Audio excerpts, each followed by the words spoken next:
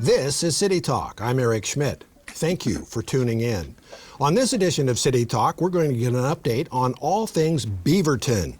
2021 has been quite a year for the city of Beaverton. A voter-approved change in the way the city is managed, an interim city manager, a permanent city manager, a new mayor after 12 years, a larger city council, new housing options for people in need, and don't forget the ongoing challenge of dealing with a pandemic and all of the problems it has generated. Joining us now is the mayor of Beaverton, Lacey Beatty. Welcome, Mayor Beatty, and thank you for joining us here on City Talk. We appreciate it.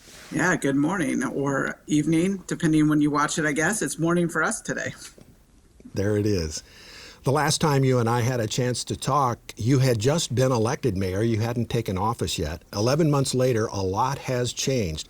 Let's talk about the transition from the strong mayor form of city government to the city manager form of government. How would you characterize that transition? Has it been good, strong, bad, in between? How are you feeling about it? Challenging, I think, would be a way to address it. I think this is what voters wanted, but we have a system that was working one way for a very long time. So every time we uncover a rock, there's another transition problem we're talking about. But I would say the majority of it has been really great. It just requires a lot of work. And I don't know if the council was anticipating how much impact the transition would have on our staff and our community. What was the transition like between the interim city manager and the permanent city manager? Was that another kind of blip in the road?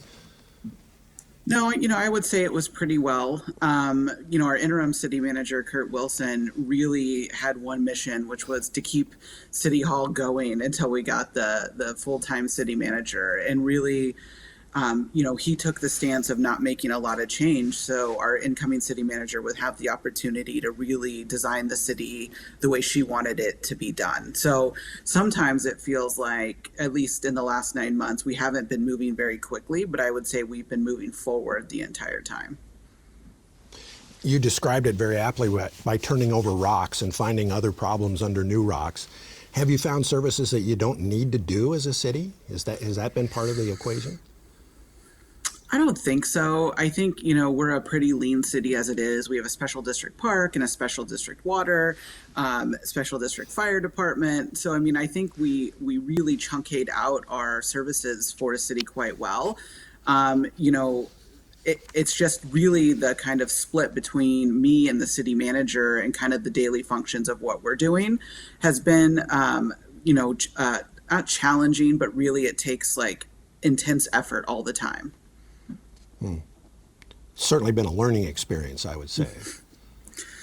I would say so. And, being there full time through the interim city manager to the new full city manager, I've been kind of the constant voice up on the 5th floor and kind of the constant person in the room, really trying to stay out of city manager lane and stay more in the mayor's lane. But we're breaking those pieces apart because it was a form of government that operated one way for a very, very long time. And, I think it's probably another year until we really get into smooth running with this form of government. Wow, that's interesting. Do you think that you and City Council will have to revisit the new city charter at any point in the near future and make refinements or tweaks that might be necessary or needed? I can only speak on my opinion, and I think that the charter is a living document, and we need to set into place a charter commission that looks at this every so often. The city of Portland does this. Other communities do this. What we can't do is go, 20 or 30 years under one charter and then boomerang a whole bunch of things backwards in opposite direction, because it's really just a really hard thing to do. And so for me, there are things that we need to look at under, a charter commission form of government, so to speak. One we lived through that we're currently living through is the runoff election situation that's happening with Councilor Hartmeyer Prigg. She's going to have to run 3 times in 11 months.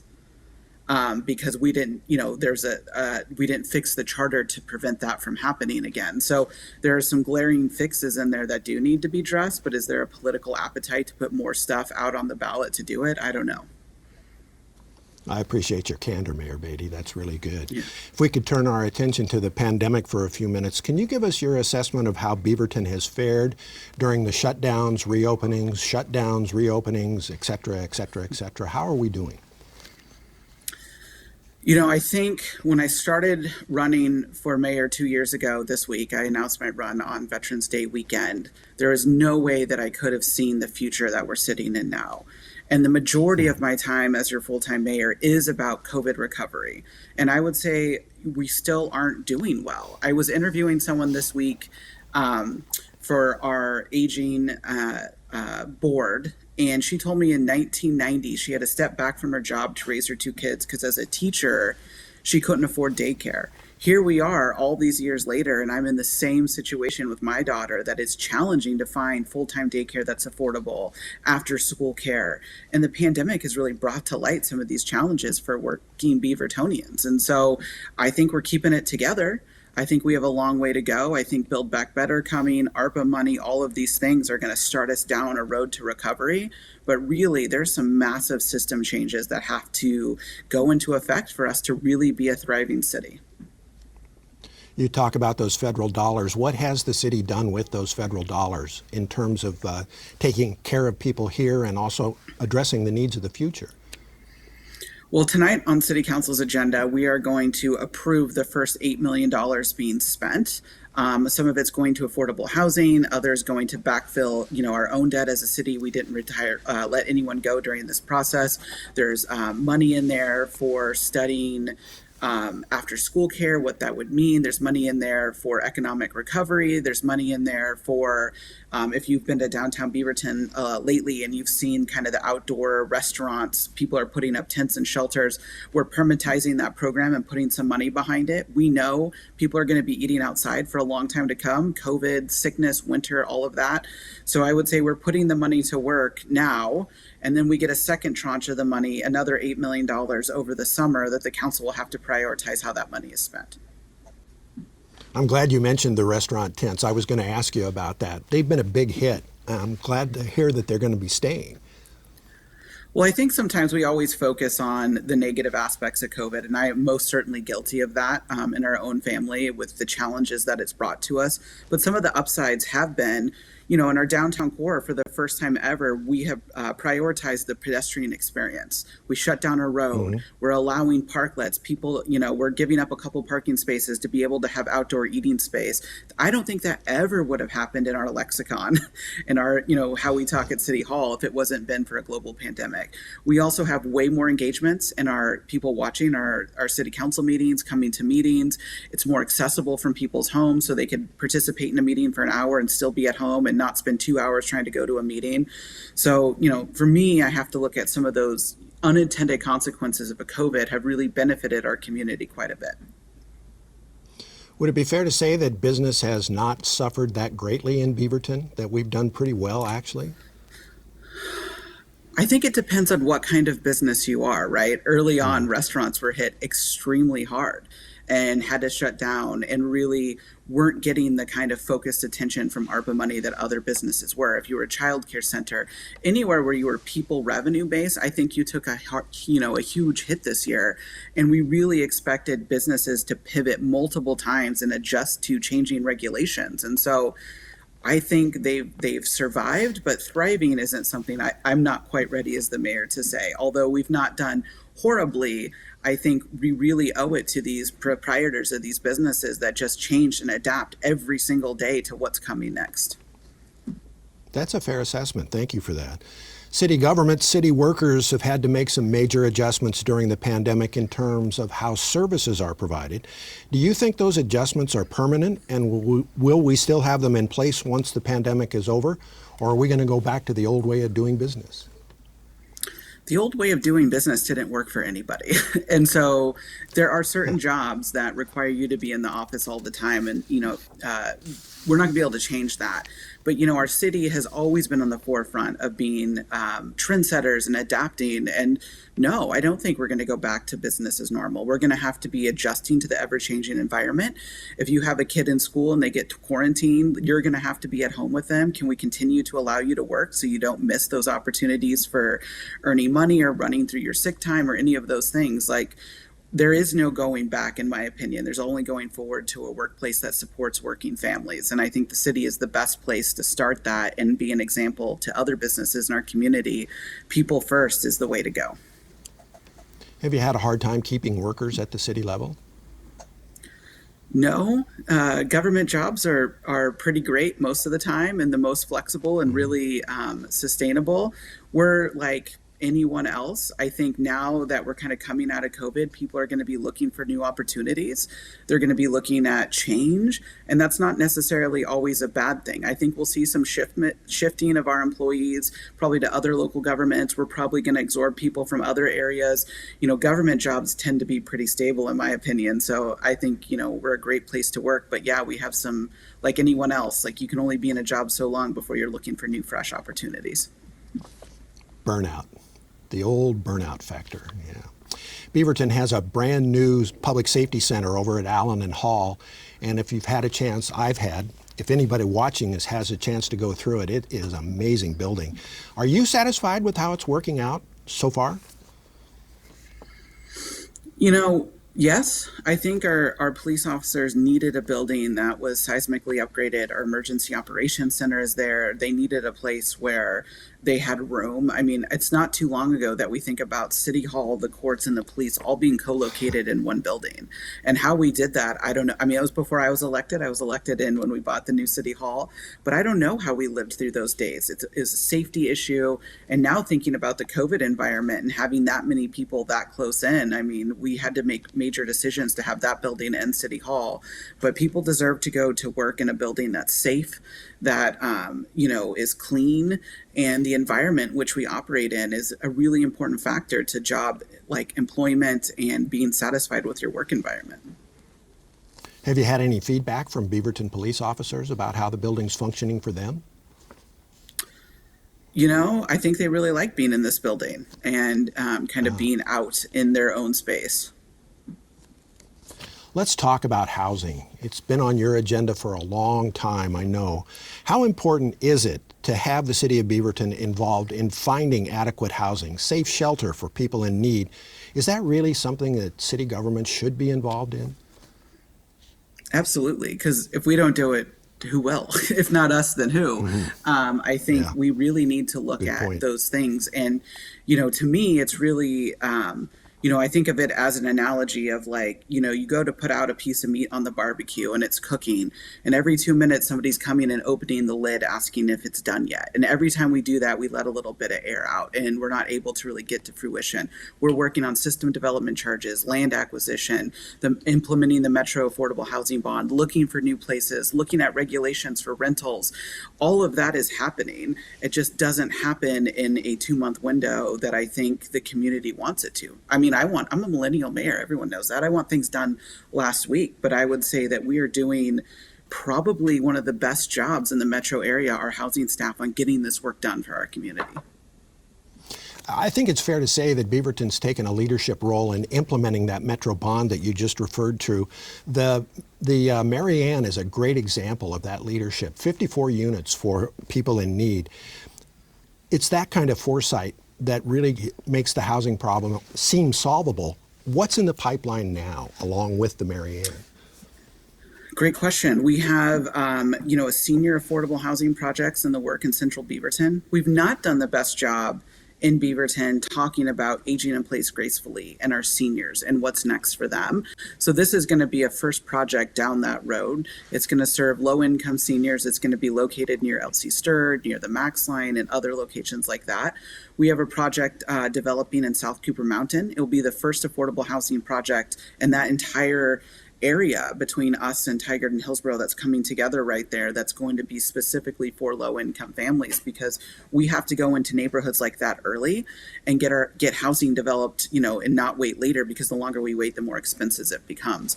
We opened up recently, affordable housing over near Merlot Station High School, and our fourth project is in the works, so TBD on that one. Yeah. Has a location been developed for the senior housing? Do you have something in mind? We're looking at the community center LC across from the library. Right. We're looking at the community center. Yeah. So the community center currently serves as a shelter in the winter. It did last winter. I don't know if it will this winter. You'll have to tell me. Don't we kind of need a community center? It is serving, it'll serve this year too as an emergency severe weather shelter. And, I worked really hard with our state reps and state senators to bring in about $2.3 million to house a permanent homeless shelter.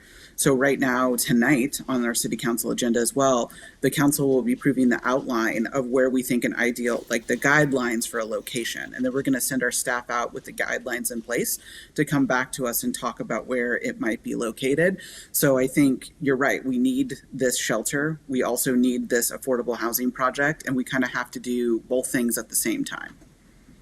And we need a community center. Would you not agree?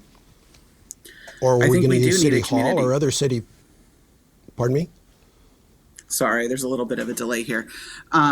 We do need a community center, but when I think people say community center, they think about a thriving area where people are located. This building has predominantly been underused for quite some time, and we are relocating the services that are located there. And so I know when people in their heart hear community center, they think of somewhere like LC Store or a THPRD facility where people are coming and congregating. This building has not been used that way in quite some time. Is Elsie Stir's future at risk at all, or do you see it thriving and continuing into the future? No, the LC Stir Center is one of the jewels of Beaverton. It's in a quasi-governmental relationship where the city of Beaverton owns the property and THPRD owns the building, and everything that we do has to be in tandem and working. I will tell you my long-term goal that I'd love to put out there is, that's a large piece of property in central Beaverton, is to have affordable senior housing there with the LC Stir Center. I don't know what configuration that looks like for the future. That doesn't mean it won't exist. It means it will exist in a different capacity sometime. But, right now it's operating the way it's designed to operate, a congregation place for seniors. And, we have to think a lot when we have properties of this size, what is the future of a place like that looks? But in my opinion, it's always going to be focused on and serving seniors. Thank you for that. Housing challenges, senior needs, public safety, pandemic frustrations, and adjustments are very much out front in Beaverton these days, but we continue to deal with that age-old problem of traffic. For a while, when people actually stayed at home, it seemed like it was fairly easy to get around town, but now that everybody is back out, traffic problems are back. What's the future of dealing with traffic congestion in Beaverton as you see it from your perch as mayor? We need to focus on getting transit options into Beaverton that don't just run east and west. When we talk about relieving traffic, it's hard to talk about that in the absence of a really robust public transportation system. We're talking a lot regionally about the possibility of tolling 205. If we start tolling there, then it's possibility of tolling elsewhere. But really, when we're looking at that, it's to encourage people to use transportation and roads differently. It's really hard from my perch to say, use public transportation when it doesn't come into neighborhoods in Beaverton, or there's no parking at the Max Center, so you'd be able to use it. So we have to get serious about what public transportation looks like in our community. And for the first time in a long time, there's a glimmer of hope with a lot of this money being leveraged from the federal government. We just saw an infrastructure package dropped last week.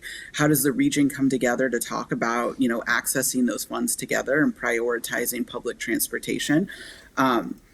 I wish there was an easy solution. I think we've all been hunting for an easy solution for some time. But we can change light timings. We can do these kind of incremental changes. But the reality is we have a ton of single car occupancy people moving around town because there's no other option for them. Beaverton can't do it alone. It's going to have to be a regional solution, isn't it? Absolutely. There's no way we could solve this big problem on our own. And with the absence of the Highway Trust Fund that used to exist for communities to tap federal money to do road programs, really we just end up with these one-off projects that we kind of come together and fund, like Fix Farmington. We've been trying to fix Canyon for as long as I've been elected.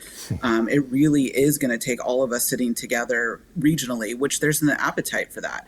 When the idea of earmarks came back, after President Biden was elected, what we saw was regional government between metro and cities and counties all come together quickly to put projects in a transportation program to give to our federal delegation to lobby for. We came together as a massive community and decided on packages faster than anything I've ever seen move in federal government. And so while those projects didn't go through, we have another bite at the apple, right? We have infrastructure package coming. We potentially have Build Back Better coming. So I would say it's hopeful, but it's going to take dedication and regional partnership to make it happen. Do you think the state of Oregon is seriously interested in the problems in the metro area, or are they just giving us lip service? I mean, I think so. When you think about us in pure numbers, we outpopulate the rest of the state. So, I don't think they have a choice other than looking at us. I testified a lot in the Salem this year over orphaned highways, and for us, that's Canyon Road, what that looks like. I think that the desire is there, but just like everyone else, they're going through election cycles, people turning over, redistricting. So I would hope it's up on a top priority. And if you're talking to mayors, it's a big priority for us because we're that first line of defense to the community and the first door that people walk through into government. Yeah. Over $1 billion is coming into the state through that infrastructure deal. In your heart of hearts, what would you like to see at the top of the list for Beaverton? Canyon Road fixed, our rail lines fixed. It's really dangerous. The train that comes through our city every single day, we have a massive train coming through us. And I'd like us to concentrate on the Loop project down Watson and Hall to really focus on the pedestrian experience, widening the roads. Our restaurants, what we've seen during pandemic is people want to be in spaces like that, but it is dangerous. So we really need some federal help to fix that. Fix Canyon, the Loop, and upgrade the rail system, I think would be the Beaverton's wish list at the top of the projects right now.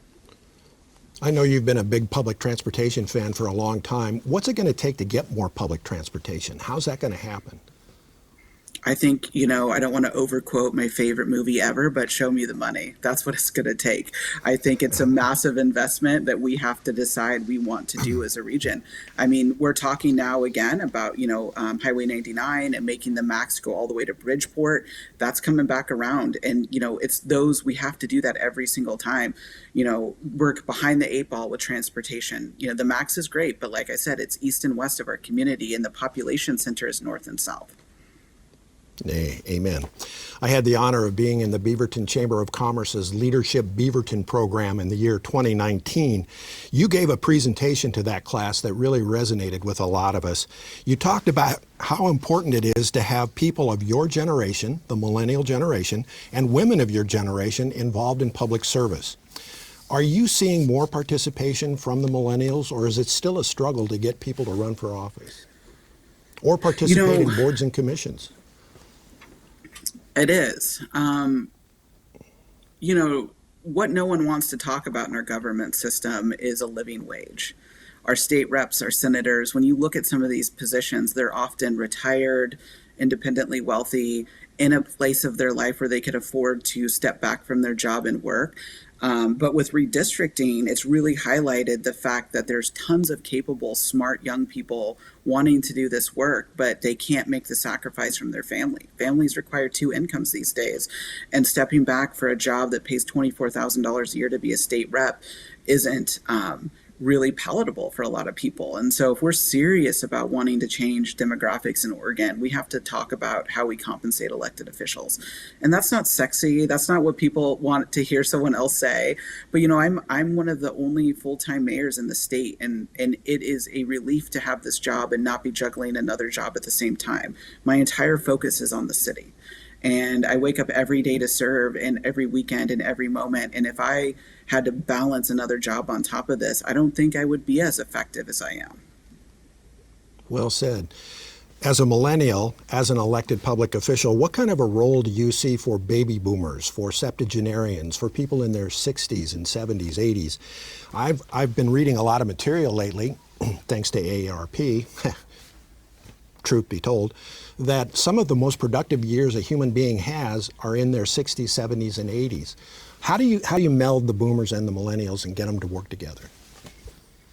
I think they like to work together. We have a lot, the unspoken truth is that we want the same things. My mom's a baby boomer. We both want to have a full life. We want to have an active life. We want to participate. And my mom tells me constantly she's in the best years of her life. And I think she would agree with that statement that you made. And for me, we don't need a table full of millennials. That's not, the goal of what I want. The table needs to be set where everyone has a voice. And we do that. And, I've been appointing to boards and commissions and focusing on a little bit of both sides. And I've been thinking a lot about our budget committee in particular. Who's sitting at the table managing Beaverton's budget? And I think you'll see some changes to my recommendations compared to people in the past, because you're right. We need the voice. And I also think about, inherently, when you're retired, you're on a fixed income. That doesn't necessarily mean that you're in poverty, but it means you're probably not getting any more money coming in. So I want somebody through that lens to be looking at our budget, thinking about how are we making sure people can age in place gracefully. I want someone to be, the voice in the room that speaks up and says, hey, this isn't really fair and equitable for people of a retirement age. I think we have to have all of it. And I think we want the same things. And so I think we're actually the best generations to pair together. Wow, I'm really glad to hear that. Thank you. Are you optimistic about next year? 2022 could bring a whole new set of challenges. I am. I think, the best is always yet to come. That's probably a little bit of my war veteran mentality of we in the Army, we say drink water and drive on, and we've been doing that for a long time. I think we're going to have new challenges next year. We're going to talk a lot about how do we congregate in public spaces again? How do we make sure that our kids in the education system are supported? How do we make sure that seniors have a community? They were hit really hard during the pandemic. They had, were the most vulnerable, had to be inside. They're ready to come back out and play. And so what are we doing as a community to kind of welcome this new era? And of course, please get vaccinated. There's one way out of this. It's vaccination. It's our ability to do something sacrificial for another person. And, we in this county have been setting the trend for the state in vaccinations. And as we're starting to vaccinate 5 to 11-year-olds, we're seeing that same thing again. And so I'm hopeful. I think everyone should be hopeful. The future is the way we're going to write it. And the way that I'm looking at it is through, a lens of optimism and also just a little bit of reality that we're going to be stuck moving a little bit backwards from time to time. But I think we're prepared for it. Get used to it. There it is. Someone that spent a whole year in a deployment zone, it's the most patriotic thing you could do. And also, I go to the gym in a mask. My 4-year-old wears a mask, no problem. And, up until we put her back in school a couple months ago, we'd have no illnesses in our family. And if it meant never getting sick off an airplane again, I'll wear a mask forever. I'm here for it. I'm with you all the way on that one. One last question, Mayor Beatty. Are you enjoying your job? It is the best job I've ever had. And that's not to say it's the easiest job or sometimes is the most fun, but it is something that I've enjoyed greatly. I wake up every day with this responsibility of people that sent me here to do good work. And I feel like my job is to deliver the best possible outcomes for Beaverton. And, my 4-year-old daughter, if you ask her what mommy does, it's go to meetings. And so I spend the lion's share of my time doing that. I look forward to doing some cool mayor stuff, cutting ribbons, eating cake, being with the community again. But right now, it's important to know that I'm fighting every single day for Beaverton's future. Mayor Beatty, I've really appreciated your candor and your honesty today. Thank you for joining us. Good luck in going forward. Thank you. And that does it for this edition of City Talk. I'm Eric Schmidt. Thanks for joining us. We'll see you again next time.